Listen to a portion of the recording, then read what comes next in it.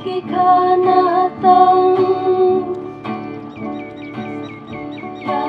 pingan ya tukana kabadai syapan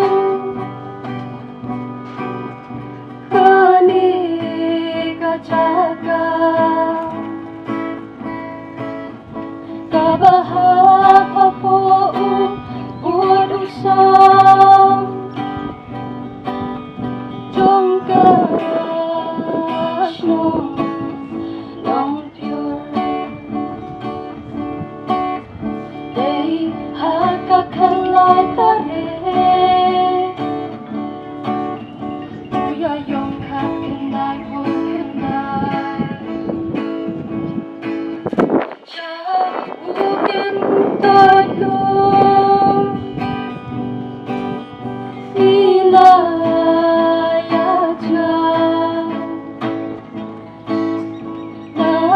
Kajingwanan syokak lang kalasarling yaki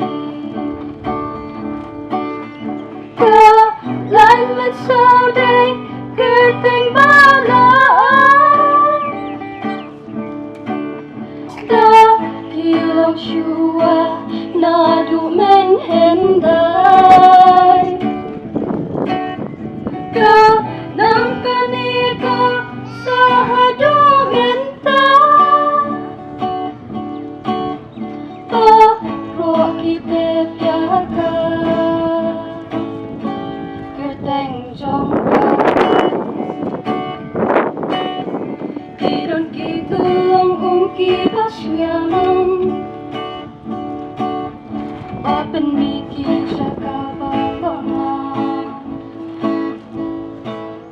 Elephants falls by mati lang umjuki umdi umba kini baro di jing ay uplay ya ubanmu ni day kajing somu yunong bunong ka nenta kasuni penpa au laker kuya snong jongi bangyo ya kani kasih bangyo ken banrakilang Yakan kasih paterpang kalanman sauday kerteng balaan dakilang syua na dumen henday ka nang kanika sa hadumenta paro kite piaka kerteng jongka kuplaya baro kinong trailang nadu pasdan kibala bakam Ban miakas nong kataw hadumenta kipenpaw Kenda kenran dinoki layay tray Dakamon sobha Arpusan kisnem kila telun Kano shishangi dasokun Induway makan sanang roy Jing nang jing statukan kersoy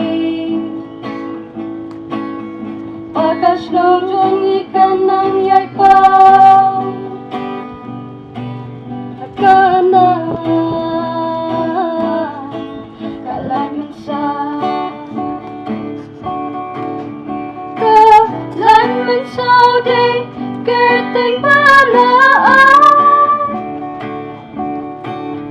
Da kilong syua Na dumen henday Ka nam kanika Sa hadumen ka Baro kitip yaka Kerteng jongka Leyon kerkung yang ilang baro Shen ran kan thay ka Wei tungin yasno Ha kani kasi Raki jubili